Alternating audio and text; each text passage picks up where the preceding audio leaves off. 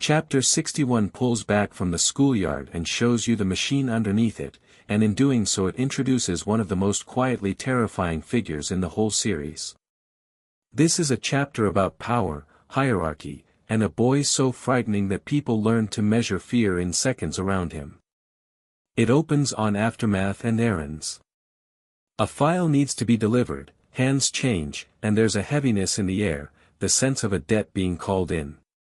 One of the union boys carries a folder like it's a live wire, muttering that he doesn't want to see him, that he'll just hand it over and leave.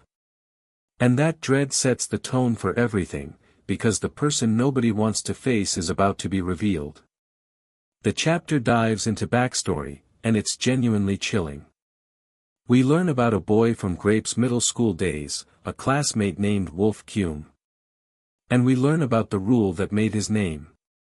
In the past, the fearsome Forrest Lee, a monster of a fighter in his own right, was helplessly beaten by Wolf. Not for a reason anyone could respect. For a look. For staring at Wolf for 3 seconds. That's it. That became known as Wolf's 3-second rule. Hold his gaze too long and you get destroyed. And the horror of it is what it says about him. He isn't cruel because of grudges or turf. He's cruel because he can be, because violence is his default response to the smallest provocation. Even Forrest Lee, who terrified everyone else, was just another victim of that rule. And all of this, the story notes, happened before Wolf ever joined the Union. The chapter widens the lens to the politics binding all these fighters together, and it's dense and fascinating. There's talk of the ill-fated relationship between two schools, Hyeongshan and Ganghak. There's the dismissal of a figure named Miles Ju, which reshuffled the whole hierarchy. There are the strange benefits Grape gained from that dismissal and from Forrest Lee's rise. The Union isn't a gang. It's a corporation of violence, full of promotions, successions, and internal politics, where a boy's position can shift based on who got fired and who took their place. Gerald Jean came around after Wolf beat up 6 people, though the tally gets corrected, only 4, including Wolf himself. Every number here is a story of someone getting hurt. And underneath the politics is a pettier, uglier motive. Grape, it turns out, wanted someone to blame for the Union's humiliating defeat against Doonjang. He needed a scapegoat, a target for his resentment. Team 3 became his perfect victim. He picked on them precisely because they were weak enough to bully, a coward's way of processing his own failure. But the chapter frames it with grim irony, noting that this actually turned to his disadvantage, that his need to blame and punish is going to cost him. Cruelty aimed downward has a way of rebounding in this series. Then the chapter snaps back to the present, and the dread that's been building finally arrives in person. Wolf Keum. And the way he's introduced is masterful.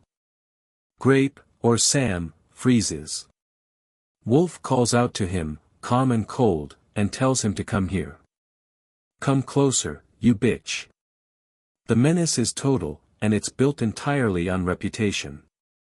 We've just spent the whole chapter learning what this person does to people who look at him wrong, and now he's standing right there, summoning a boy who is visibly terrified.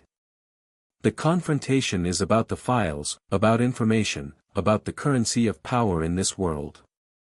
Robin had certain files, and now they're changing hands, and Wolf is at the center of it. He questions, he intimidates, he reminds everyone exactly where they stand in the pecking order. Grape scrambles to explain, to comply, to survive the encounter without triggering the 3-second rule. Watching a boy who bullied weaker kids a page ago now cower before someone stronger is the whole moral engine of the chapter. The bully meets the bigger bully, and the food chain reveals itself. What makes chapter 61 so effective is how it reframes the entire conflict. Up until now, the danger to Doonjang has felt like a collection of individual fighters, tough kids with grudges. This chapter shows you the structure behind them, a whole ecosystem of fear and hierarchy, with figures like Wolf Keum sitting at levels the reader hasn't fully reckoned with yet. The White Mamba's little crew isn't just up against some bullies. They're brushing against an organization full of people who beat legends for staring too long. And it's smart in how it uses Wolf specifically. By introducing him through backstory first, through the 3-second rule and the story of Forrest Lee's beating, the chapter makes his eventual appearance land with real weight. We fear him before we even properly meet him, which is exactly how fear works in real life. Reputation arrives before the person does. By the time Wolf is on the page, calling Grape over, we already know not to look at him too long. There's also a bitter commentary running through it about how these hierarchies actually function. Nobody in this union rises through fairness. They rise through dismissals, betrayals, scapegoating, and raw intimidation. Grape benefited from someone else's downfall. Positions open up because people get destroyed. And the whole rotten structure sits under the shadow of figures like Wolf and, above them, the businessmen pulling the strings. It's a portrait of power as something ugly and transactional, the opposite of the loyalty that holds Unjang together. By the end of the chapter, the board has expanded dramatically. We understand now that the union is deeper and more dangerous than a handful of enforcers. We've met Wolf Keum, a boy whose casual violence terrifies even the monsters. We've seen the politics, the scapegoating, the shifting hierarchy. And we've watched a bully become prey, cowering before the 3-second rule he can't afford to break. Chapter 61 is the series widening its scope, showing you that the war for Unjang is really a collision with an entire structure of organized cruelty.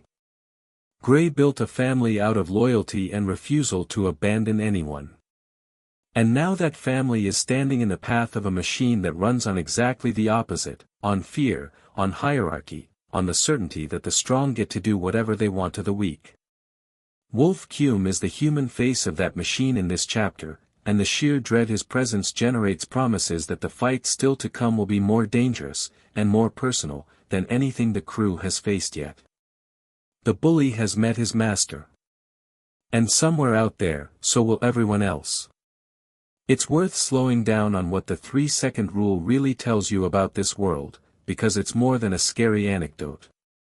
A rule like that only exists in a place where power has become completely detached from justification. Wolf Keum doesn't need a reason to hurt someone. He's turned the very act of being looked at into a crime, which means the crime is really just existing in his presence at all. That's the logic of a tyrant, not a fighter. And the fact that a monster like Forrest Lee, who terrified everyone beneath him, folded to that rule tells you the food chain in this district goes up far higher and far colder than the crew has understood. Every bully we've met is somebody else's victim. Grape preys on Team 3, and Wolf preys on Grape, and above Wolf sits a businessman who preys on all of them. It's predators all the way up, each one convinced they're the top until they meet the next tier. And notice how carefully the chapter builds Wolf through absence before presence. For pages, he's just a name spoken in fearful whispers, a story about a beating, a rule nobody dares break. That delay is deliberate, because dread is strongest when it's anticipated. By the time he actually appears and calls Grape over, the reader has already been trained to flinch. It's the same technique great horror uses, letting the reputation of the thing do the work long before the thing shows its face. When Wolf finally says come closer, you feel the whole room tighten, and he hasn't even moved yet. There's also something quietly tragic threaded through the union politics here, in how these boys have organized their entire lives around a hierarchy that will never love them back. Grape scapegoats the weak because he can't process his own humiliation any other way. He needed someone to blame for the loss to Unjang, so he found the softest target and made them pay. But that instinct, the chapter warns us, is going to rebound on him. Cruelty aimed downward always creates the enemy that eventually ends you, because the people you grind down remember, and the world has a way of handing them a weapon. Grape thinks he's protecting his position. He's actually planting the seeds of his own downfall, one bullied kid at a time. That's the deeper engine of the whole chapter. It's not just introducing a terrifying new fighter. It's showing you the architecture of fear these characters live inside, a structure where everyone is somebody's tool and somebody's target, where dismissals and betrayals decide who eats and who gets eaten, where a boy can become a legend just by beating people for looking at him. Against that architecture, the loyalty binding Gray's crew together looks almost impossibly fragile, and almost impossibly precious. Because it's the one thing in this entire district that isn't built on fear. And that, more than any fist, is what makes it dangerous to a machine like the Union. And that contrast is the quiet thesis the whole chapter is driving toward. The Union is a pyramid of people using each other, held together by nothing warmer than fear and self-interest, every level bracing to be crushed by the one above it. Unjang is the opposite, a handful of kids who chose each other for no profit and no protection, just because they refused to leave anyone behind. The chapter spends its length showing you how vast and cold the pyramid is precisely so that the small, stubborn warmth of Gray's crew feels worth defending. Wolf Keum can beat a legend for looking at him wrong. But he has never once had someone stand beside him for free, and that blindness, the story quietly promises, is exactly the kind of thing that brings pyramids down. Chapter 62 is a chapter of two worlds, and the contrast between them is the whole point. On one side, the cold corporate machinery of the Union, restructured by a boy who runs violence like a business. On the other, a quiet school where a lonely genius is slowly, awkwardly, being folded into something like a normal life. And the gap between those two worlds is exactly what makes you afraid for the second one. It opens in the boardroom of the underworld, the Union Assembly, where Donald Na presides like a young CEO reshuffling his divisions. And that's precisely how the chapter frames it. Nothing big, he says, they just have to switch to some new companies. He talks about turf and schools the way an executive talks about market segments. It's chilling because it's so bloodless. To Donald Na, the fighters and territories are assets on a balance sheet, and he moves them around with total, detached confidence. The restructuring lays out the new order. Wolf Keum, the terrifying figure from the last chapter, will be put in charge of certain schools, Yusun and Ganghak. Jimmy Bei, a blonde newcomer, will be handed Hyeongshan. Positions shift, responsibilities get reassigned, and the whole hierarchy realigns under Donald Na's direction. The chapter takes its time introducing Jimmy Bei, a fighter with his own wounded pride and ambitions, someone who trembles with the need to prove himself after past humiliations. He's dangerous in the way insecure, capable people are dangerous, always trying to show he's more than a disgrace. And presiding over all of it is Donald Na, the founder and owner of the Union, the spider at the center of the web. The chapter uses that image directly, showing him seated like a ruler while the entire Yangdunpo Union sits strictly under his control. He didn't take power through fists. He built it through strategy, through knowing by instinct how to manipulate others, through using every dismissal and rivalry to climb higher. Everything, the narration insists, was designed by Donald Na. That was certain. He's the villain who never needs to throw a punch, because he owns everyone who does.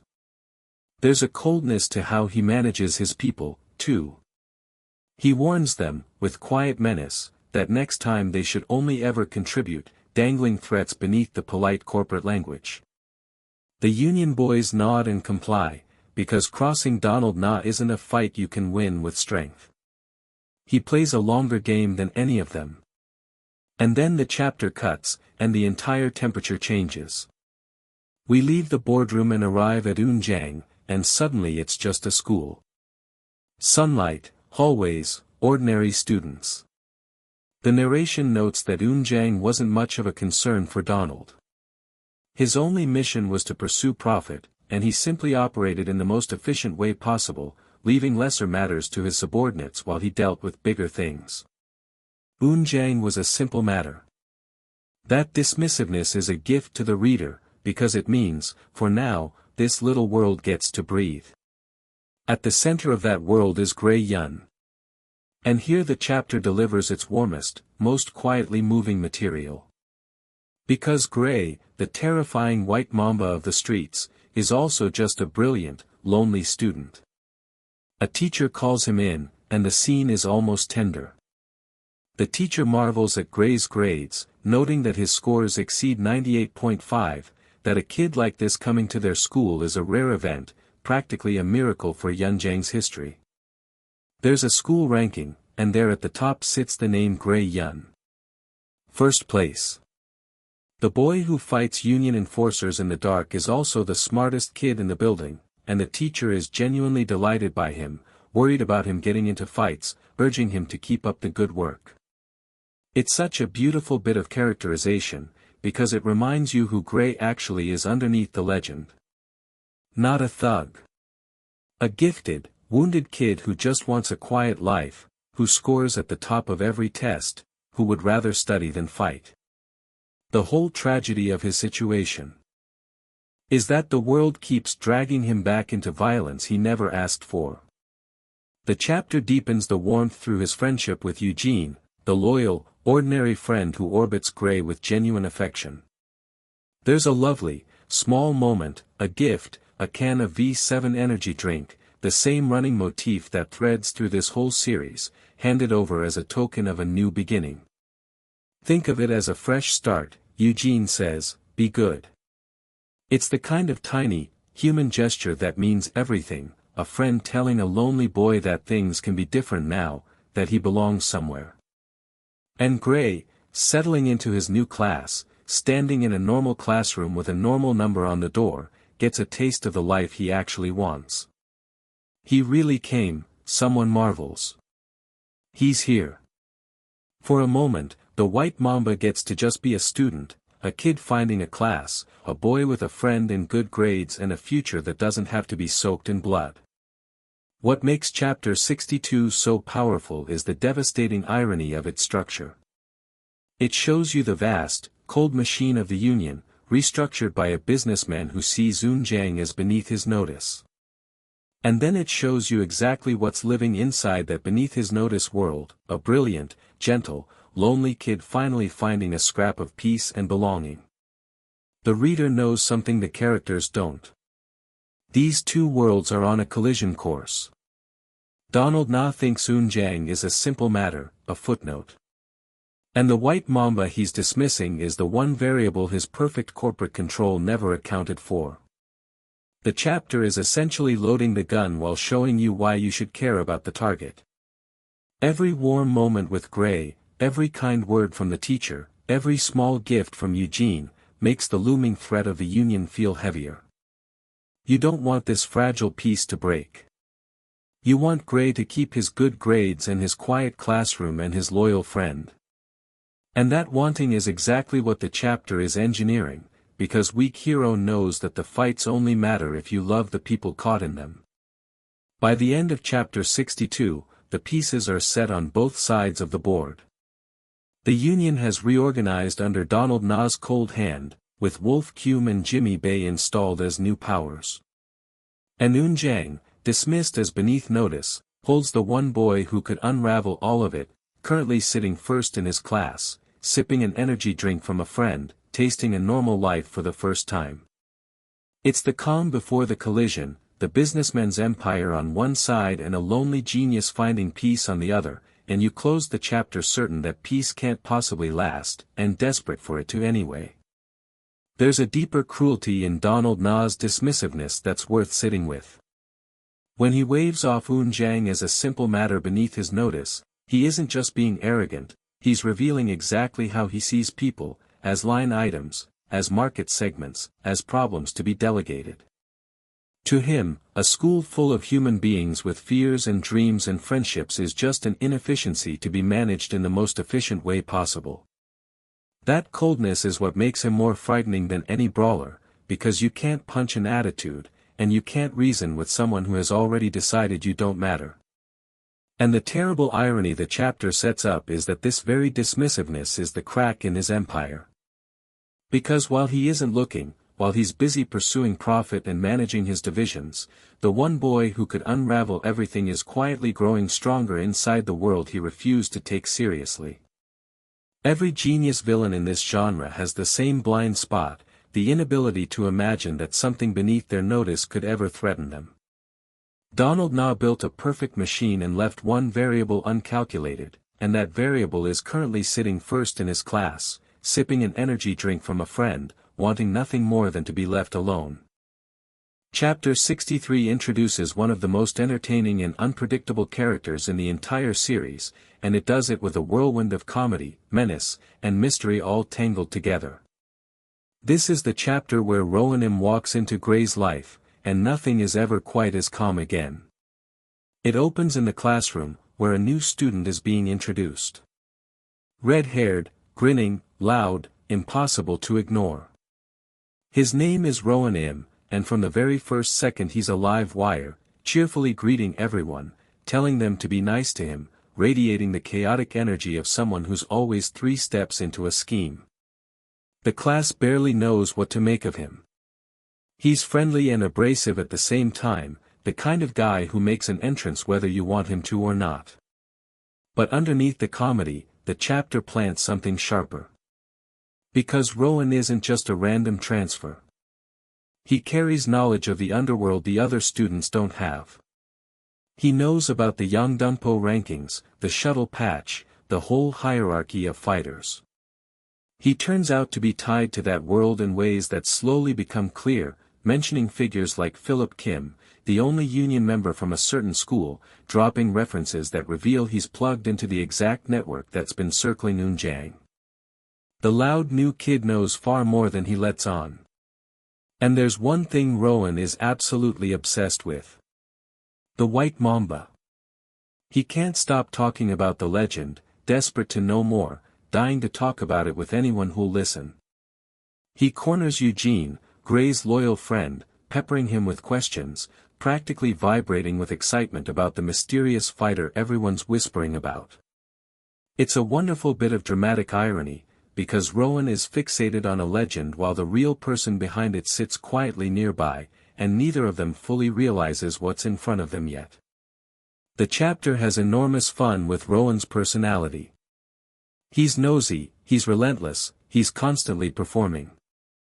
There's a great running thread about Gray, too, that the top student's one weakness in Korean is speaking, because he apparently learned the language largely from watching television, absorbing it passively.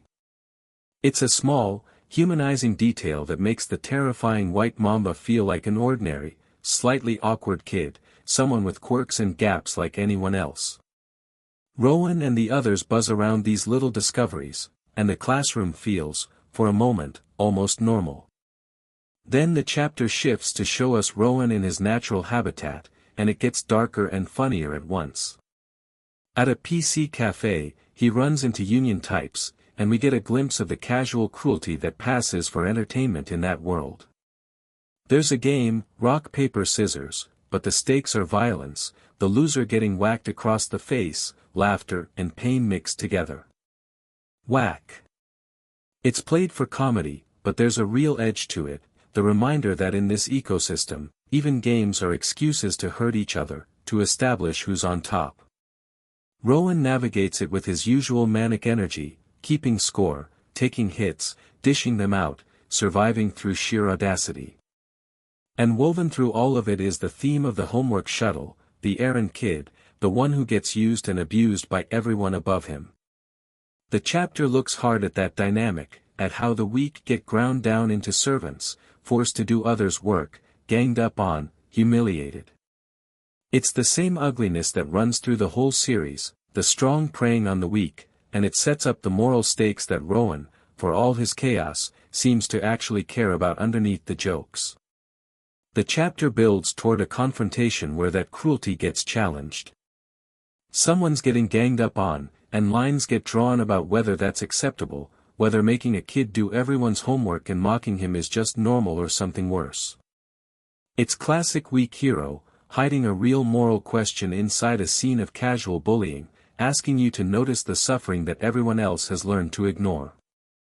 And then, The very end, the chapter introduces its next major player, and it's a name to remember.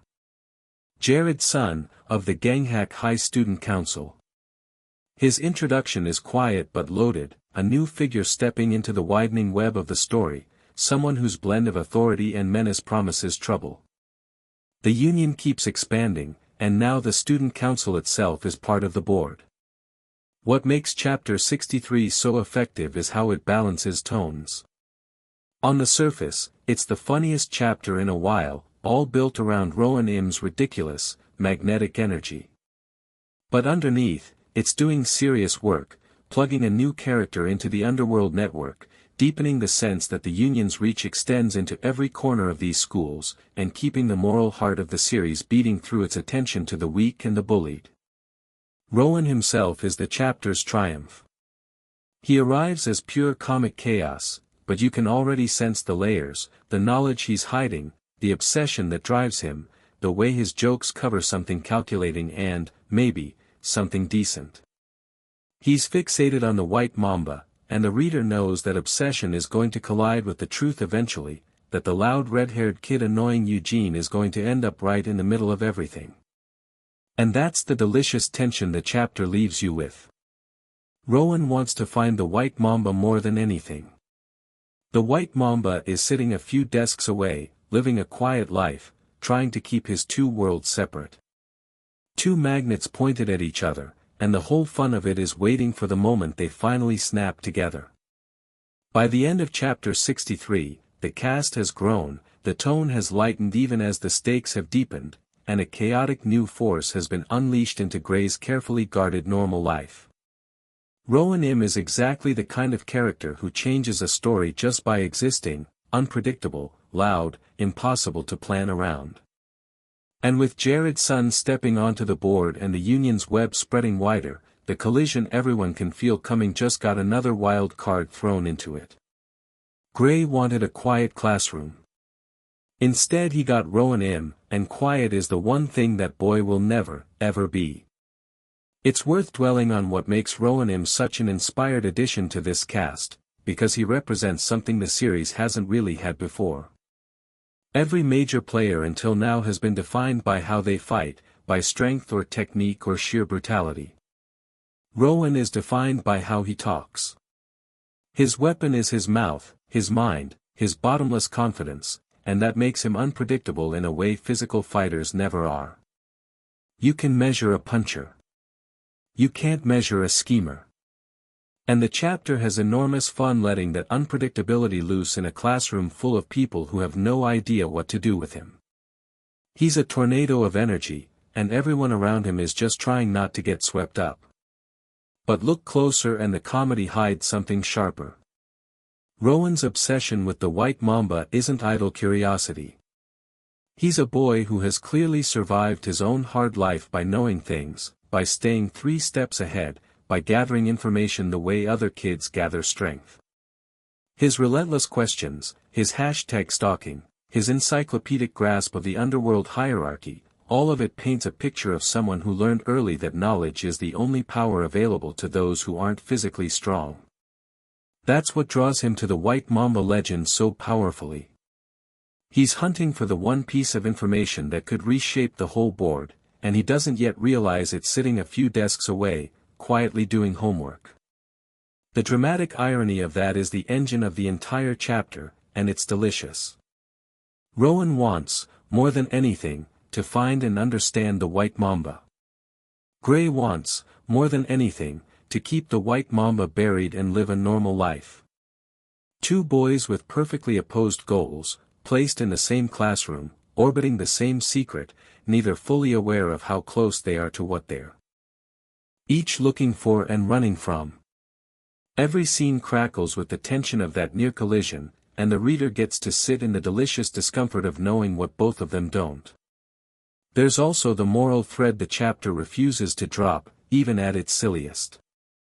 Woven through all the comedy is the ugly reality of the homework shuttle, the errant kid, the weak one ground down into a servant by everyone above him.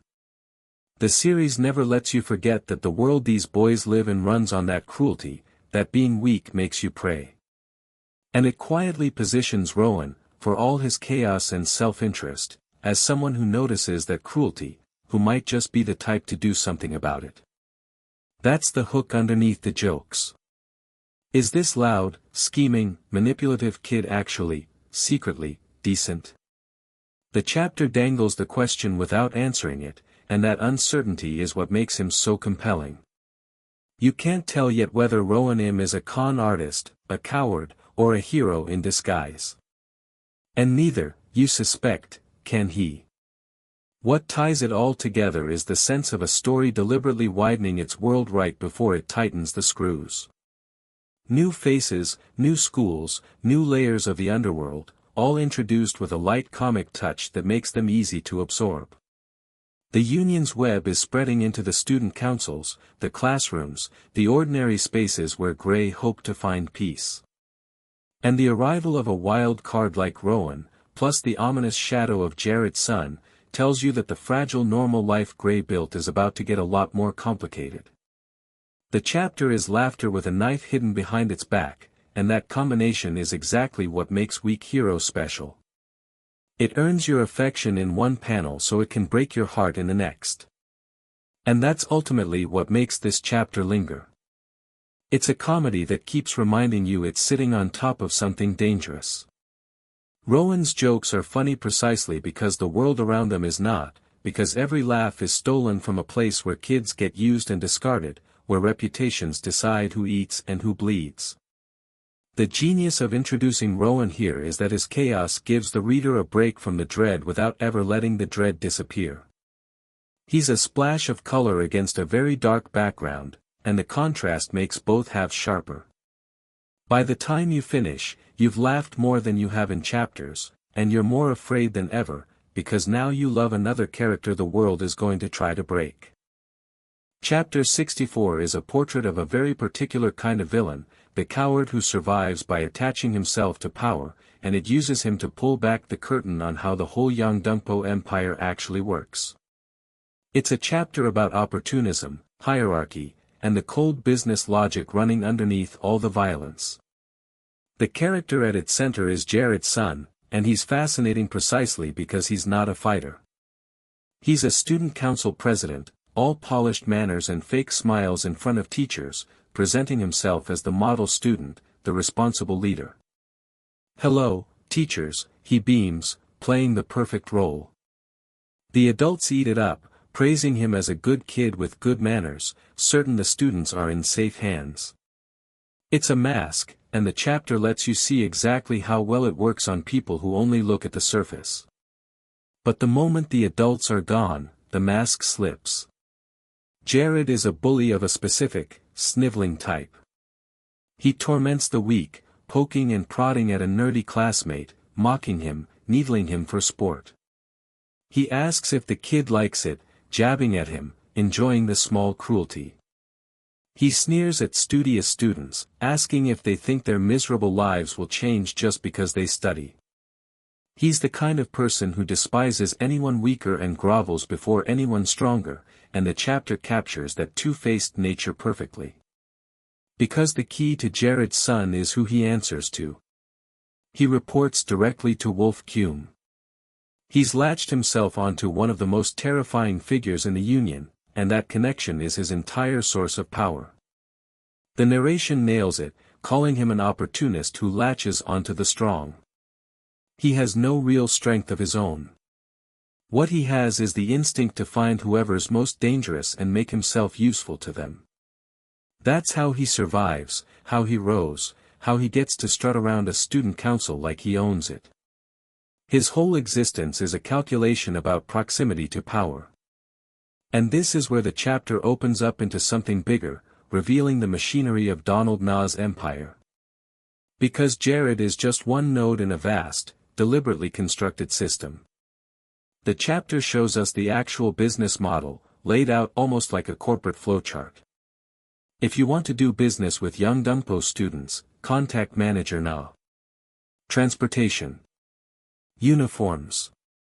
Events. Whole categories of student life, monetized and controlled. Donald Na didn't just conquer turf. He built an economy. The chapter explains his method with chilling clarity. He absorbs the current system and creates new systems on top of it, binding everyone together with a combination of money, power, and relationships. It's a brilliant, sinister image of control, a boy who understood that you don't need to beat people into submission if you can make them dependent on you, if you own the transportation they use and the uniforms they wear and the events they attend. Force is crude. Donald Na deals in infrastructure. He weaves a web so complete that going against him becomes practically unthinkable, because he's woven himself into the fabric of daily life. There's a striking sequence that lays out the true hierarchy, the reminder that above everyone sits Donald Na, and just beneath, figures like Wolf Keum, the terrifying enforcers who handle the physical side while Donald handles the money. The chapter notes the danger of it plainly, that no matter who you are, going against Donald Na simply isn't done. But then it adds the cynical truth Jared lives by, that anyway, who cares who's above whom, as long as you kiss the strongest one's ass. That's Jared's entire philosophy in a single line. He doesn't care about honor or loyalty or even winning. He cares about attaching himself to the biggest predator and riding that connection as far as it'll take him. The chapter finds a lot of dark comedy in Jared's grasping nature. He fawns, he flatters, he schemes for position. There's a wonderful thread about a killer equation, an infamously difficult problem tied to a contest with an enormous cash prize, 3 million won. Jared can't solve it, of course. He's not actually smart, just cunning in a low, social way. And when he encounters evidence of someone who can solve it, a genuinely brilliant mind, his reaction is telling. He throws the book aside in frustration and mutters that he just doesn't get that guy. Because a real genius, someone whose power is actual intelligence rather than manipulation, is completely alien to Jared. He can't comprehend a person who's strong on their own merits, who doesn't need to grovel to anyone. And of course, the genius he can't understand is gray. That's the quiet irony threaded through the chapter. Jared's son, the opportunist who survives by attaching himself to the strong, is baffled by a boy who is genuinely, quietly strong in every way, in the classroom and in the streets, and who wants nothing to do with the whole rotten hierarchy Jared has built his life around. Two opposite responses to a cruel world, one boy clawing for proximity to power, the other just trying to be left alone with his books. What makes chapter 64 so effective is how it uses one small, sniveling character to illuminate the entire structure of the antagonist's empire. Through Jared, we see how Donald Na's control actually functions, not through fear alone but through economics, through systems, through making everyone complicit and dependent. And through Jared's cowardice, we see the moral rot at the heart of it, a world where the smart move is always to bully down and grovel up, where a boy can be a monster to the weak and a lapdog to the strong and call it survival. It also sharpens the contrast that drives the whole series. Everything about the Union runs on the opposite of what makes Eunjang special. Jared latches onto power because he has none of his own. Donald Na binds people with dependency because he can't inspire loyalty. And against all of that stands Gray and his crew, held together not by hierarchy or fear or money, but by the simple, stubborn refusal to abandon each other. The Union is a machine of self-interest. Eunjang is a family. And the collision between those two things is exactly where this story is heading. By the end of chapter 64, the antagonist's world is fully mapped. Donald Na sits at the top of an economic empire. Wolf Keum enforces it. Jared's son grovels within it. The web is vast, deliberate, and suffocating. And somewhere inside it, dismissed as beneath notice, is a genius who fights Union enforcers by night and tops his class by day, wanting none of it. The empire is enormous. But empires built on self-interest have a weakness, and his name is the White Mamba. It's worth lingering on how completely Jared's son embodies the rot of a system built on fear, because he's the purest example the series has offered. He has no code, no loyalty, no line he won't cross to stay close to power. He'll flatter a teacher and torment a classmate in the same breath, because both are just moves in the game of survival he's decided to play. And the tragedy of a character like Jared is that he genuinely believes this is wisdom. When he tells the studious kids their lives won't change, when he sneers at anyone weaker, he's not just being cruel, he's evangelizing a worldview, insisting that the only sane response to a brutal world is to become a smaller version of the thing that's brutalizing you. Grovel up, kick down, and never care who's really in charge as long as you're standing near them. It's a philosophy of pure cowardice dressed up as realism, and the chapter lets you feel exactly how hollow it is. What makes it land is the contrast the whole series keeps hammering. Because Gray is the living refutation of everything Jared believes. Gray is strong, genuinely strong, in a way Jared can't fathom, and yet he wants nothing to do with the hierarchy, refuses to grovel, refuses to dominate, just wants to be left alone with his books and his handful of real friends. To Jared, that's incomprehensible, almost offensive. A person who has power and doesn't use it to climb. A boy who's strong and doesn't need anyone's approval. It breaks Jared's entire model of the world. And that incomprehension is the crack the story keeps widening, because the Union's whole structure depends on everyone believing Jared's philosophy is the only one available. Gray proves it isn't. And a lie that powerful can only survive as long as nobody living proof walks around refusing to believe it. Chapter 65 deepens the legend of Wolf Keum into something genuinely nightmarish, and it does it by showing you what he does to people who are supposed to be untouchable. This is the chapter that turns a scary name into a scary reality, and it leaves you dreading the moment he crosses paths with anyone you care about. It opens in shadow and menace. Wolf Keum moves through the night with that same detached, instinctive violence the last chapters warned about, and the chapter lets you feel just how unpredictable he is. There's a confrontation, brutal and one-sided, a rain of blows landing on someone who never stood a chance. Whack. Whack. Whack. The art doesn't flinch. Wolf beats his victim with the casual thoroughness of someone for whom this is just Tuesday, and the sheer coldness of it is what sticks. He isn't angry. He's barely even present. He's just doing what he does. And then the chapter delivers the detail that recalibrates everything. Because the person on the receiving end, or the person whose fate the chapter traces, is no nobody. We learn about Chad 1, a feared delinquent, the so-called king of Guro from a technical high school, a genuine name in the underworld with followers and a reputation. And Wolf destroyed him. Beat the legend out of him so completely that Chad 1 deactivated his social media, buried his own glory, and simply disappeared. A king, erased. The chapter lingers on the online aftermath, the follower counts, the bravado that used to define him, all of it evaporating because he made the mistake of ending up in front of Wolf Keum. The bitter, chilling punchline the chapter offers is that the truly frightening part wasn't even a proper fight. The horror is in how effortless it was, how little it cost Wolf, how a boy who was king of his own district got dismantled almost incidentally. It reframes Wolf not as a strong fighter but as a force of nature, something that happens to you rather than someone you fight. The chapter uses Rowan Im to translate all this dread into words, and it's some of his best material. Because Rowan, for all his clowning, has done his homework. He explains what Wolf actually is.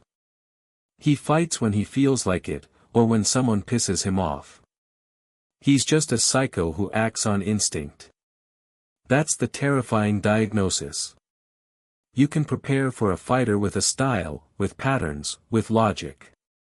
You cannot prepare for someone whose violence has no rules, who might destroy you for a reason you'll never understand, or for no reason at all.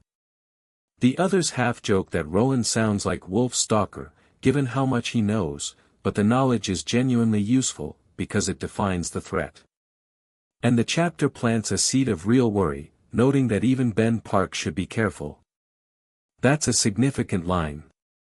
Ben Park, the crew's monster, the one who demolished opponents with terrifying strength, is someone the story now suggests might not be safe against Wolf. Raising Ben as a potential victim tells you exactly how high Wolf sits on this food chain. It's a quiet, ominous flag planted for fights still to come. The chapter balances all that dread with life going on, and the contrast is lovely. We get Ben Park training, grinding out pull-ups, 49, 50, building the strength that's his whole identity.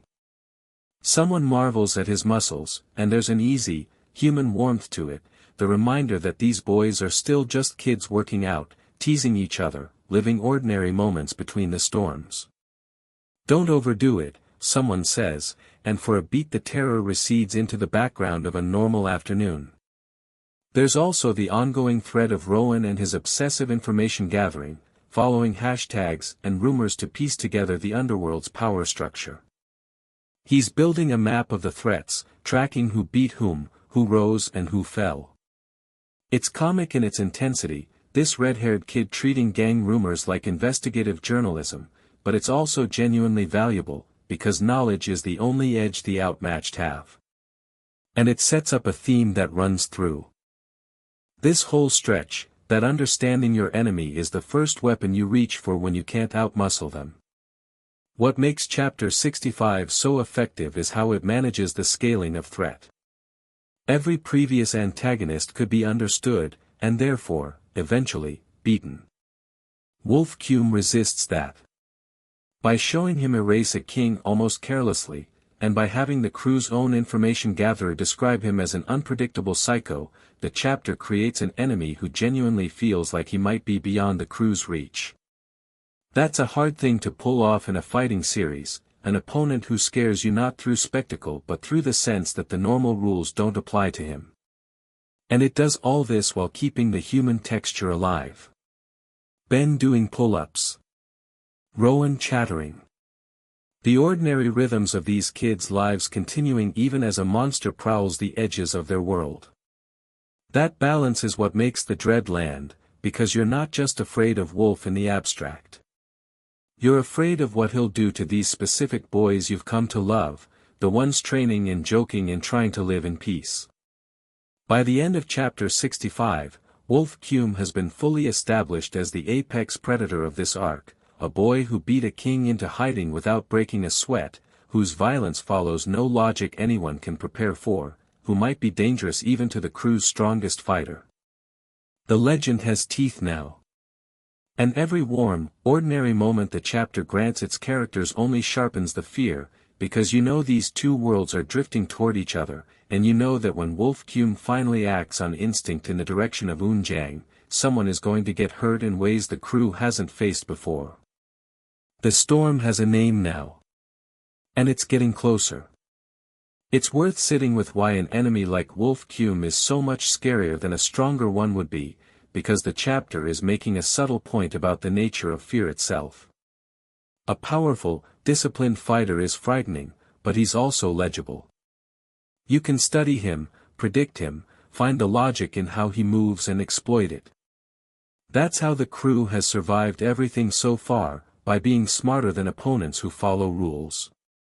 Wolf breaks that entire approach, because he follows no rules at all. He fights when he feels like it. He hurts people for reasons that exist only inside his own head, or for no reason. And that unpredictability is a special kind of terror, because it means none of the crew's usual tools work on him. You can't outthink chaos. You can't reason with a coin flip. Rowan, the master of reading and manipulating people, is the one who says it plainly, and you can hear the frustration in it, because Wolf is precisely the type his whole skill set can't handle. That's what makes the casual mention that even Ben Park should be careful land so heavily. Ben is the crew's answer to overwhelming force, the one who meets strength with greater strength. If the story is quietly suggesting that Ben's power might not be enough against Wolf, then it's telling you that this threat operates on a different axis entirely, that raw strength and clever tactics might both come up short against a boy who simply doesn't play the game the way anyone else does. It's a masterful bit of dread building, because it takes the two things that have kept the crew alive, Ben's power and Rowan's mind, and quietly suggests that Wolf Keum might be immune to both. The storm isn't just strong. It's shapeless, and that's so much worse. Chapter 66 is the Rowan show, and it's an absolute delight, a chapter that lets the chaotic trickster run wild while quietly doing serious character work underneath the comedy. It's funny, it's clever, and it reminds you why this loud red-haired kid is one of the best things to happen to the series. It opens with Rowan performing a tarot reading, and it's gloriously ridiculous. He's got a deck, he's got theatrical confidence, and he's got absolutely no real idea what he's doing, or so it seems. He fusses over the spread, name drops that a proper tarot deck should have 78 cards, muses about whether this is a single card draw or a Celtic cross, and generally performs the role of mystical fortune teller with total commitment. He tells his subject grand, ominous nonsense, that the king is at peace, that their life at Unjiang won't be easy, wrapping vague doom in impressive-sounding jargon. It's the kind of scene that shows you Rowan's real talent isn't fighting or fortune-telling. It's performance. He can make people believe things through sheer confident delivery. That skill becomes the theme of the whole chapter, because Rowan's superpower is manipulation through words, and chapter 66 is a showcase of it. He talks constantly, relentlessly, filling every silence with schemes and jokes and information. And the narration makes a sharp observation buried in the comedy, that listening to Rowan's non-stop talking is unnerving, that what makes him genuinely a little scary is how his mouth never stops working an angle. He's a psychological operator disguised as a clown, and the story wants you to notice both halves. The chapter also gives us a wonderful teaching moment, Rowan schooling Eugene, the ordinary friend, in how to fight. And his lesson is pure Rowan, practical and unglamorous. He explains the elbow as a weapon, one of the hardest parts of the body, a tool you can use to overcome your physical limits. Be brave, he coaches, hit first. Don't hesitate when the enemy comes into your range. Bam! It's a great little sequence because it captures the crew's whole philosophy, that the weak survive by being willing to do the unexpected thing, to strike first, to use whatever they've got. Rowan can't make Eugene strong, but he can make him dangerous, and that's the next best thing. Underneath all the antics, Rowan is still doing his detective work, following hashtags and rumors to build his map of the underworld. He's tracking the story of Wolf Keum, piecing together how the king of Guro fell, understanding that a storm is coming.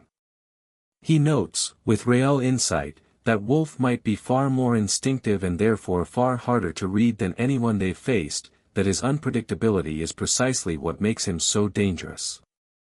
Even buried in comedy, the threat assessment continues, because Rowan never really stops calculating.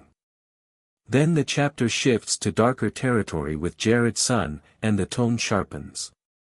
Jared, the opportunist student council bully, is up to his usual cruelty, tormenting a classmate, throwing his weight around, playing the two-faced tyrant. He confronts and threatens, warning that in his class, talking to a certain kid means you're finished. He's the petty, grasping menace the series has been building, and his scenes carry a nasty edge that contrasts with Rowan's chaotic warmth. And this is where the chapter delivers its comic masterpiece, because Rowan gets cornered by union types and has to talk his way out, and he does it in the most Rowan way imaginable. He starts to introduce himself as Yunjiang's hyper elbow, then thinks better of it mid-sentence, realizing he needs something more intimidating, and simply invents a title on the spot. I'm the Sydney Guillotine, he declares, with total gravity. And the story cheerfully notes, in a little aside, that he completely made it up. It's a fake name, pure fabrication, delivered with such conviction that it lands. And it works. That's the beautiful punchline. The union guy actually buys it. Rowan doubles down, spinning a story about crushing the fighters from Hyeongshan in Noryeongjin, wrapping his bluff in just enough real-sounding detail to sell it, then capping it with a casual threat, that he just wants to live in peace in Korea, so don't mess with him. And the mark believes every word. The Sydney Guillotine, a title that existed nowhere until Rowan's mouth made it real 30 seconds ago, becomes a shield. It worked, totally, Rowan thinks, delighted with himself. What makes this so perfect is that it's the exact same skill we saw him use with the tarot and the White Mamba legend, distilled into its purest form. Rowan wins fights he can't physically win by manipulating what people believe. He understood, long before anyone else, that in a world running on fear and reputation, a convincing lie is as good as a real fist. He can't beat these Union boys with his hands. So he beats them with a name he pulled out of thin air, and they never even realize they've been played.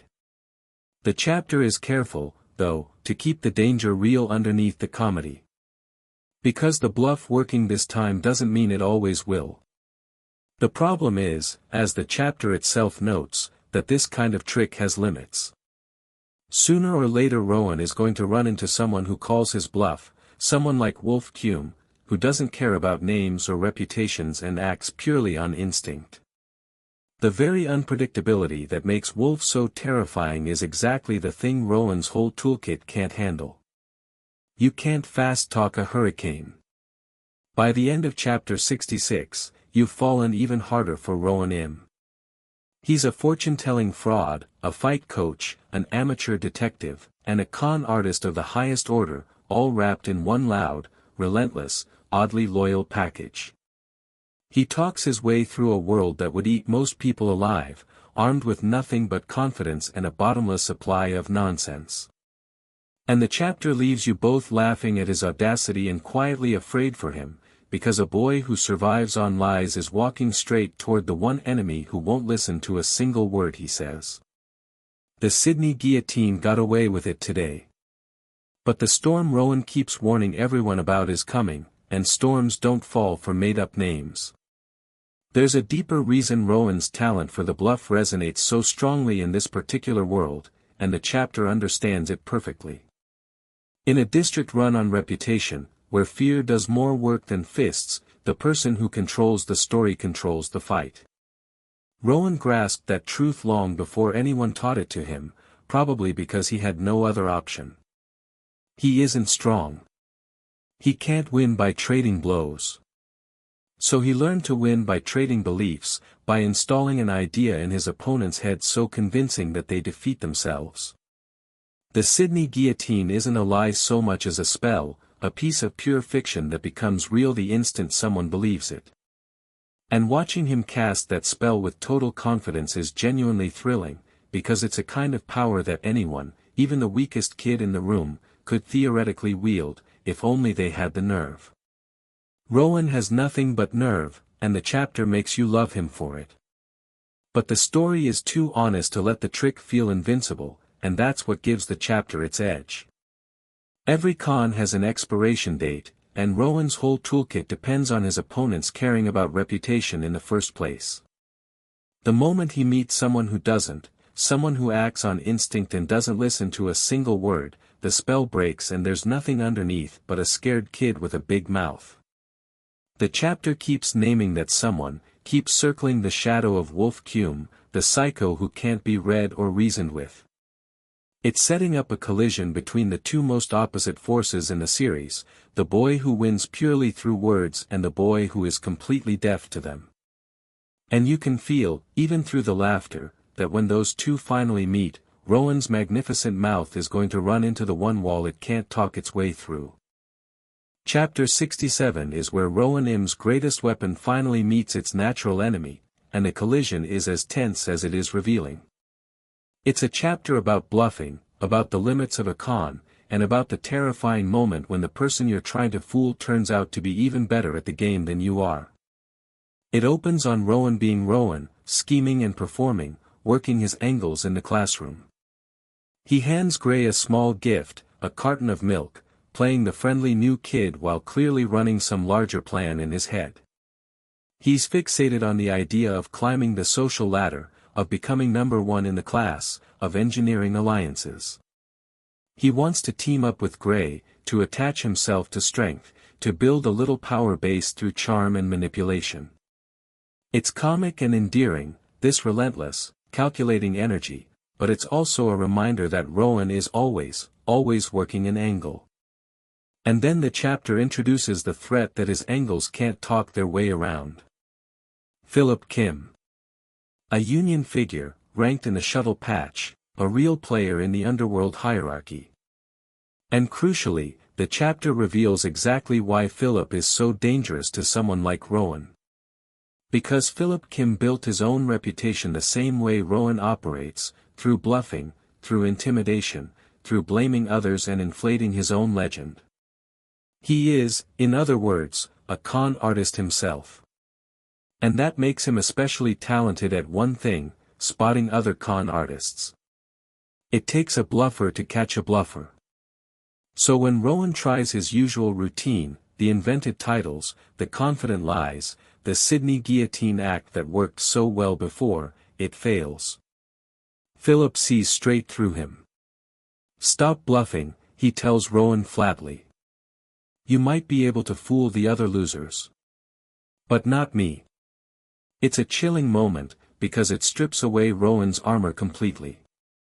The mouth that got him out of every corner suddenly doesn't work, because he's standing in front of someone who speaks the exact same language and isn't buying a word of it. The chapter turns physical and frightening. Philip grabs Rowan, and the danger becomes real. Whack. Squeeze. He manhandles him, snarls at him, forces his eyes down, establishing dominance the crude, physical way. Rowan, for all his cleverness, is not a strong fighter, and against someone who's called his bluff and decided to hurt him, his toolkit runs empty fast.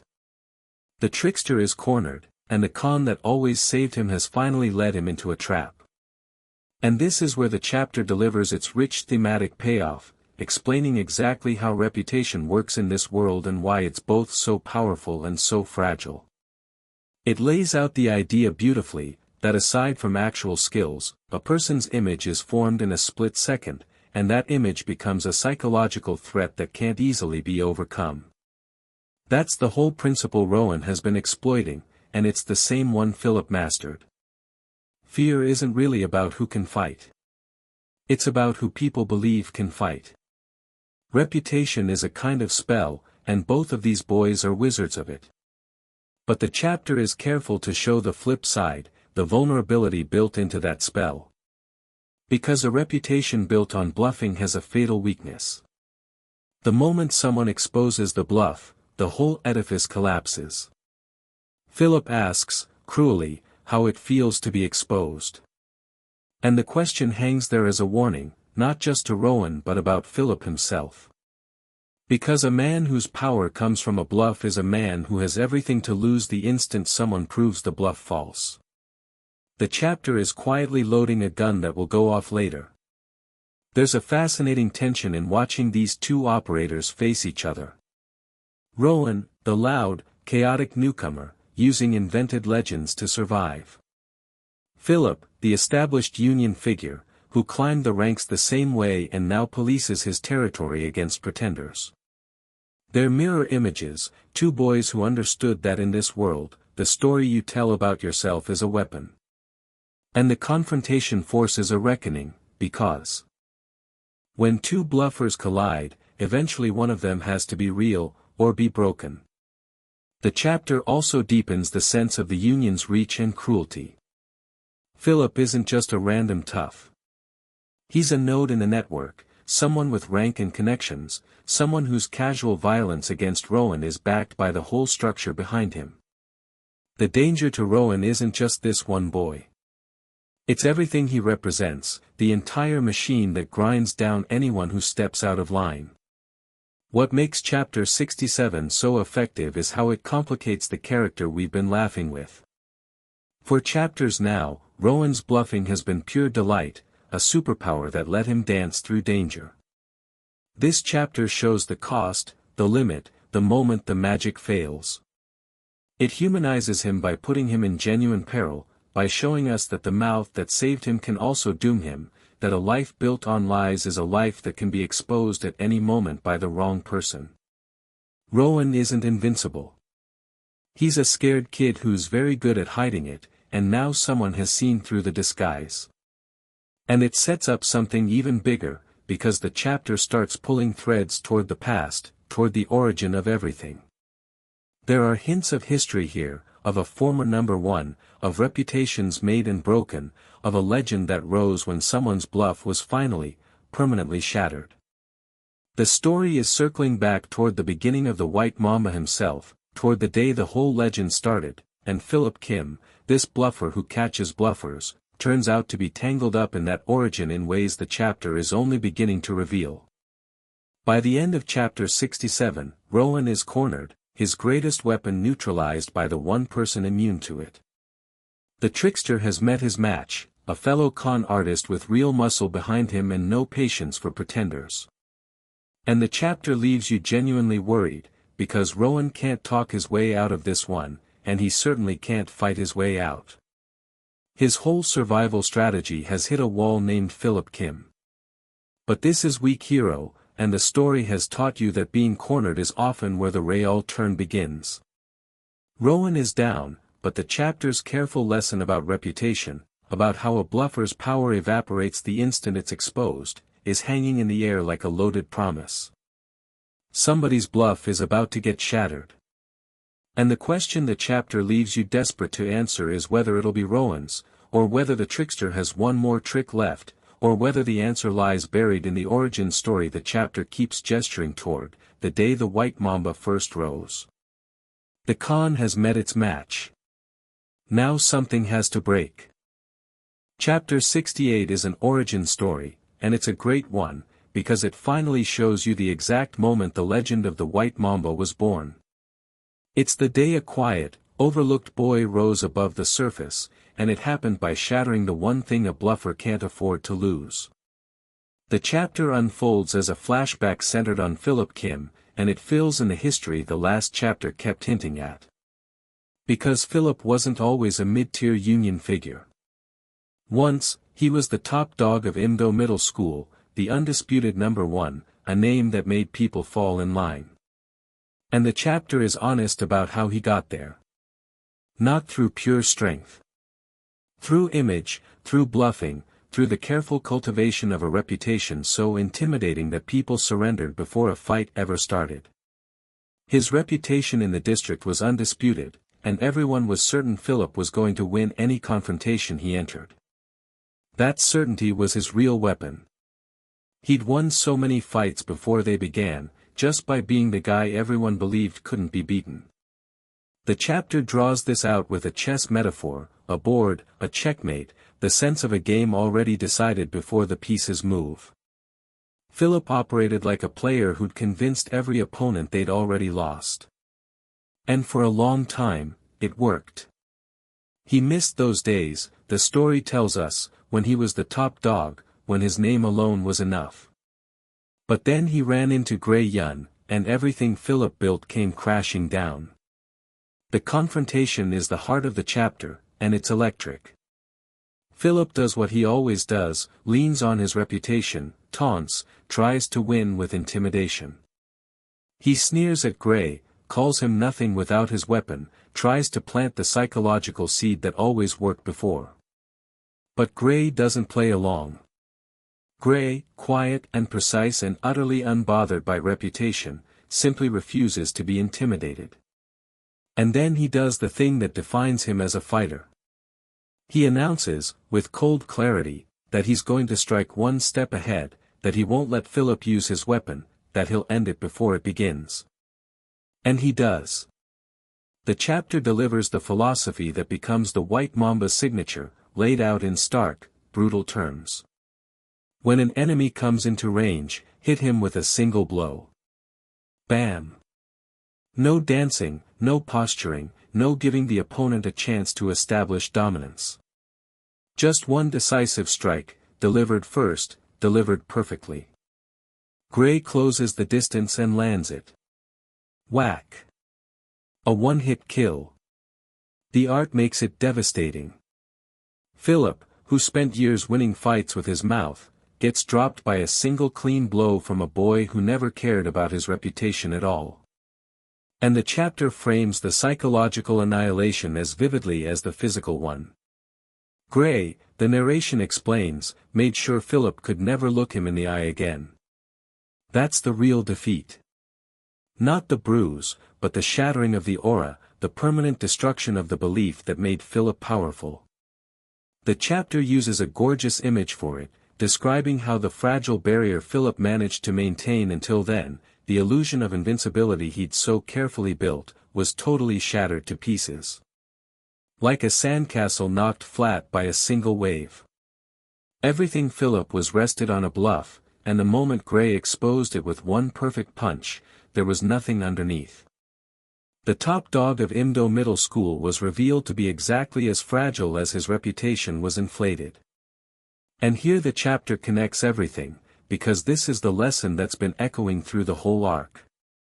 A reputation built on bluffing is a fortress with no foundation. It stands as long as no one tests it, and it collapses completely the instant someone does.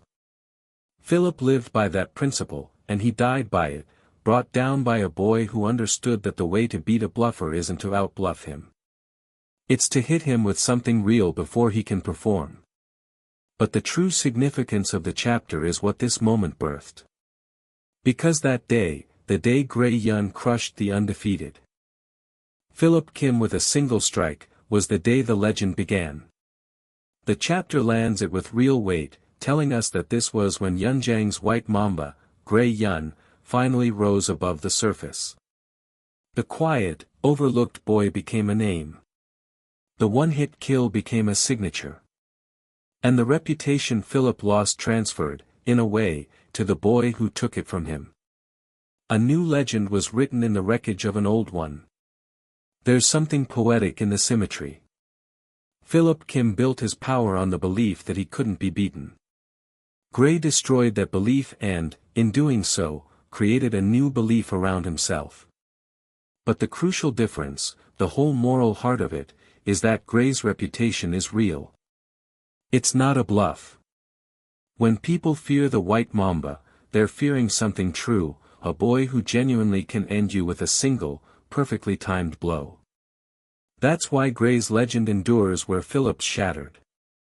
One was built on smoke. The other was built on a real, terrifying skill and the will to use it decisively. What makes chapter 68 so satisfying is how it recontextualizes everything. It explains the white mamba's fighting philosophy, the strike first, one-hit kill approach that makes him so deadly. It reveals the origin of his legend, the specific day and fight that lifted him out of obscurity. And it ties directly back into the present, into Philip Keum's wounded, bluffing existence and his dangerous confrontation with Rowan, because now we understand that Philip is a broken man, someone whose entire identity was shattered by Gray and who has been trying to rebuild his fragile bluff ever since. It also deepens Gray as a character in the best way. He didn't seek the legend. He didn't want to rise above the surface. He just refused to be intimidated by a bluff and answered it with a single honest blow. The white mamba wasn't born from ambition. It was born from a quiet boy's refusal to bow, and from a fighting instinct so sharp and decisive that it turned a bluffer's greatest weapon into dust. By the end of chapter 68, the origin is complete. We've seen the moment the myth was made, the one-hit kill that shattered a false king and crowned a real one. And the flashback lands with the force of a thesis, the reminder that in this world of bluffs and reputations and psychological warfare, there is one thing that beats them all, a real strike, delivered first, delivered true. That's the white mamba. That's Gray Yun. And that's the day he rose. Chapter 69 weaves together the warm and the rotten, cutting between the growing bonds of Gray's crew and the slimy machinery of the Union's cheats, and it builds toward a summons that promises something important. It's a chapter about connection, corruption, and the quiet moments that hold a family together. It opens in the ordinary glow of school life, and it's lovely. The mock test rankings are posted, and there at the top, unsurprisingly, sits Gray Yun. First place, 10th grade, an absolute monster of a student. The other kids marvel at it, this quiet transfer who tops every exam, and there's a genuine pride in the air. Gray, the terrifying white mamba, is also just the smartest kid in school, and the chapter lets that duality be a source of warmth rather than dread. His friends are proud of him. His notebook, his grades, his brilliance, all of it makes him someone to admire rather than fear. And Rowan, of course, is scheming to knit the crew closer together. He's got his usual manic energy pointed at a wholesome goal for once, trying to get everyone to eat together, to bond, to spend time on the rooftop. He wants Gray and Eugene up there, wants the group to gel, playing social architect with the same relentless drive he brings to everything. There's comedy in it, Rowan pushing and prodding, but underneath is something sweet, a boy who found a group worth belonging to and is desperate to cement it. The chapter also develops Ben Park's place in the crew through a small, telling detail, his flat refusal to go to the rooftop. "I don't do rooftops," he says, and it lands with a quiet weight the chapter doesn't fully explain yet, a hint of history, of some reason this strong, stoic boy avoids high places. It's the kind of small character note that makes these kids feel real, each carrying private things they don't talk about. Rowan works on him anyway, trying to get Ben to open up, to connect with Gray, sensing that these two pillars of the crew should know each other better.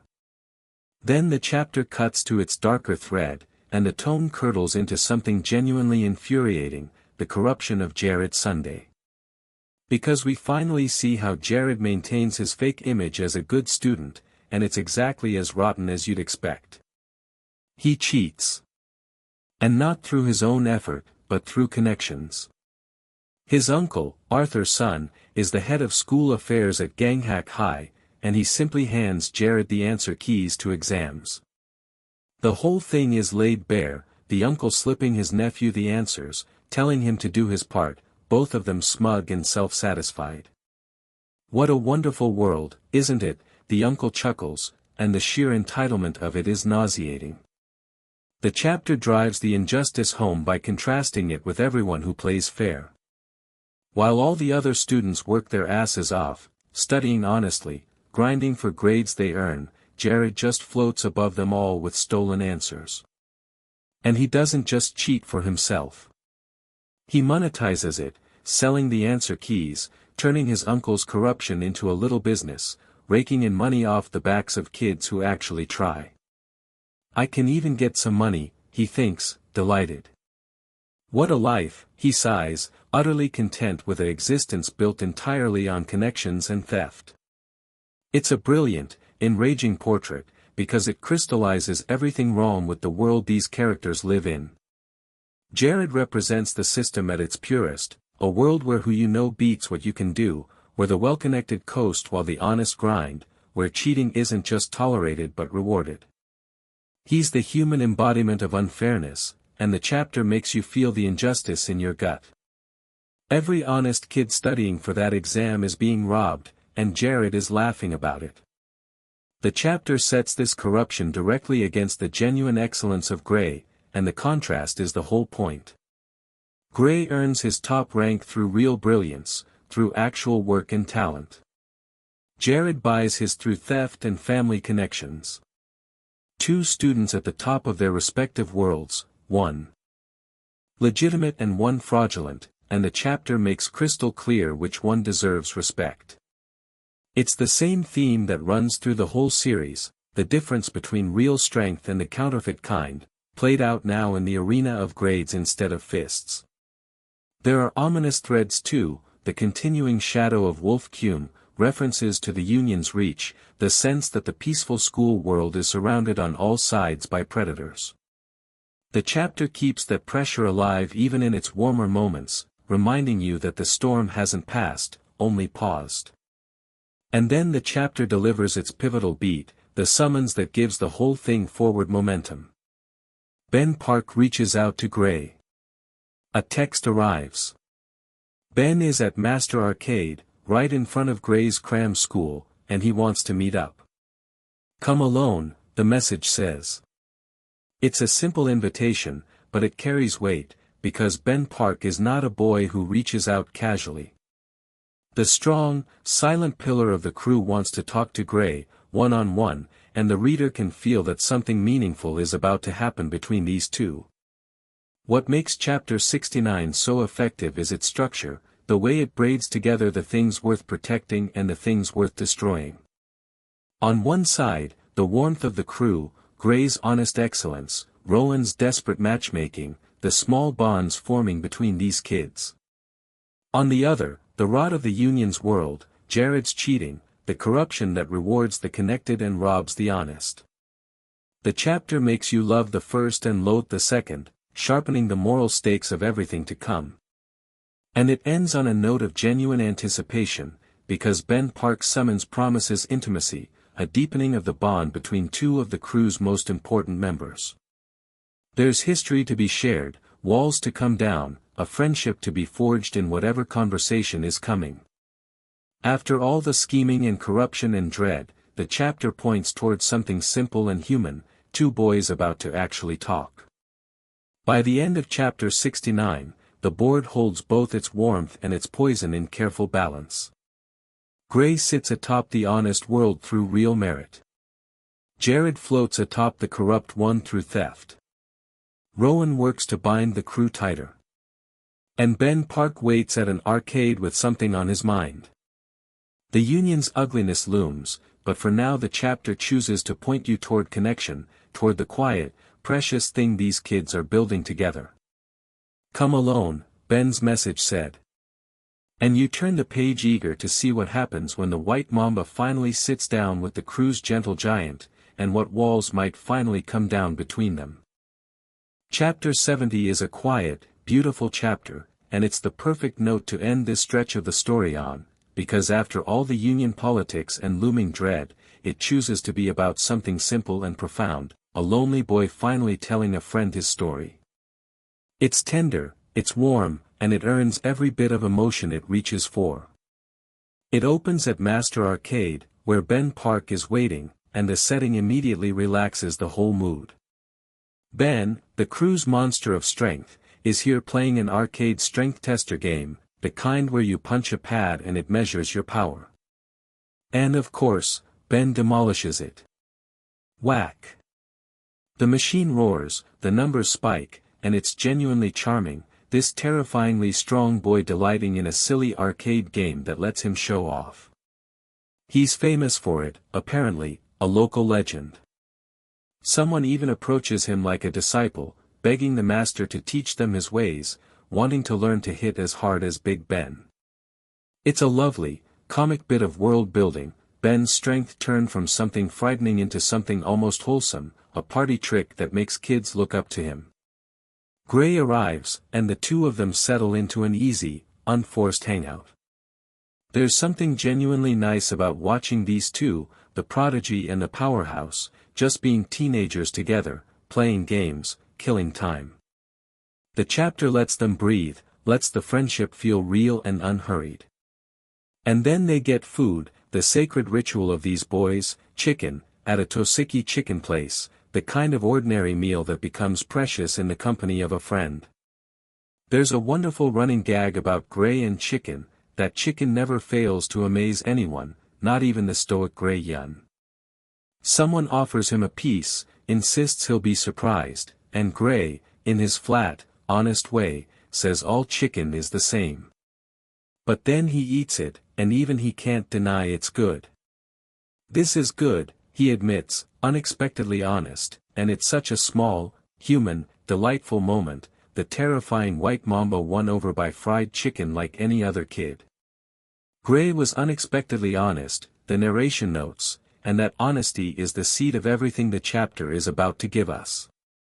Because as the evening settles and the food is shared, the conversation turns gentle and real. Ben, in his quiet way, lets Gray know that the crew cares about him. We're friends, he conveys, we'd like to know more about you. Though we've never said it out loud, we're all worried about you. It's a simple, enormous thing to say, and it lands with real weight, because Gray is a boy who has spent his whole life alone, guarded, keeping everyone at arm's length. And here is a friend telling him, plainly, that he's not alone anymore, that people care, that he can share his burden if he wants to. Ben is careful, and that care is what makes the scene so moving. "I'm not forcing you," he says. "If you don't want to say it, you don't have to. But sometimes just talking to a friend can help relieve your burden." It's exactly the right thing to say to someone like Gray, no pressure, no demand, just an open door and a hand extended. The chapter understands that trust can't be forced, that it has to be offered and then freely given. And after a long silence, Gray gives it. For the first time, he tells his story. The chapter treats this moment with real reverence, marking it as the first time Gray has ever opened up about his past to anyone. He begins to talk about where he came from, about Byuxin Middle School, one of those elite schools, about the things that happened there that shaped him into who he is. The details connect back to threads the series has been quietly laying, including the reason he refuses to go to rooftops, a wound tied to his past that the earlier chapters hinted at without explaining. Now everything is starting to make sense, the narration tells us, as Gray's history comes into focus. The chapter is deliberately gentle about the specifics, letting the weight land through Gray's willingness to speak rather than through spectacle. What matters isn't the exact details of the trauma. What matters is that Gray, the boy who trusts no one, who carries everything alone, who fights the whole world by himself, is finally letting someone in. He tells Big Ben, for the first time, about the thing that broke him. And Ben does the only thing a real friend can do. He listens.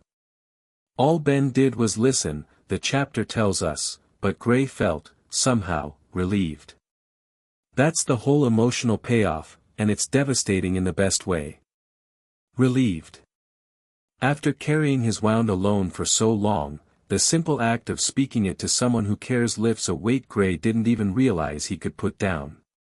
He didn't need Ben to fix anything or fight anything or say the perfect words. He just needed to not be alone with it anymore. And Ben, by quietly listening, gave him exactly that. What makes Chapter 70 such a perfect capstone is how completely it embodies the soul of Weak Hero. This is a series full of brutal fights, terrifying villains, and cruel hierarchies. But its beating heart has always been this, the bonds between a handful of kids who chose each other, the way genuine connection can be a kind of strength that no fist can match. After chapters of Donald Na's cold empire and Wolf Keum's mindless violence, the story reminds you what all the fighting is actually for. It's for this. For a boy being able to tell a friend his story over fried chicken and feel a little less alone. The contrast with everything around it is what gives the chapter its power. Jared's son builds his life on connections he exploits. Donald Na binds people with dependency. The whole union runs on transactional, loveless relationships. And here, in a chicken shop, two boys share the exact opposite, a bond built on nothing but genuine care, freely given and freely received. That's the thing the union can never understand and never replicate, and it's the thing that makes Gray's crew, for all their vulnerability, ultimately unbreakable. By the end of Chapter 70, something fundamental has shifted. Gray Yun, the lonely white mamba, has let someone in. The wall he built around his past has cracked, and on the other side he found not judgment but a friend who simply listened. It's a quiet triumph, the kind that matters more than any one fight, because it means Gray isn't fighting alone anymore, not really. He has a family now, one that worries about him, that wants to know him, that's ready to share his burdens. And as this chapter closes on that gentle, relieved warmth, you understand that whatever storms are still coming, whatever the union throws at them next, Gray will face it with people beside him. The white mamba finally told his story. And for the first time in a long time, he wasn't alone. It's worth pausing on why this quiet chapter hits harder than any fight in the arc, because it reveals what Weak Hero actually believes about strength. All the power in this series, Ben's fists, Gray's precision, Wolf's mindless violence, none of it can do the one thing that happens in this chicken shop. None of it can make a lonely person feel less alone. That takes something the Union and all its fighters simply don't have, the willingness to sit in silence and let someone else be seen. Ben Park could level a room full of enemies, but the strongest thing he does in this entire chapter is nothing at all. He just listens. He offers no solution, throws no punch, says almost nothing, and in doing so he gives Gray something no amount of muscle ever could. That's the quiet radical idea at the center of the whole series, that real strength isn't the capacity to hurt, it's the capacity to hold space for another person's pain. And watching the two strongest boys in the crew discover that together, over fried chicken, is more moving than any victory. Gray spent his whole life believing he had to carry everything alone, that trusting anyone was a weakness he couldn't afford. And the chapter gently, patiently proves him wrong, showing him that letting someone in isn't the thing that breaks you, it's the thing that finally lets you rest.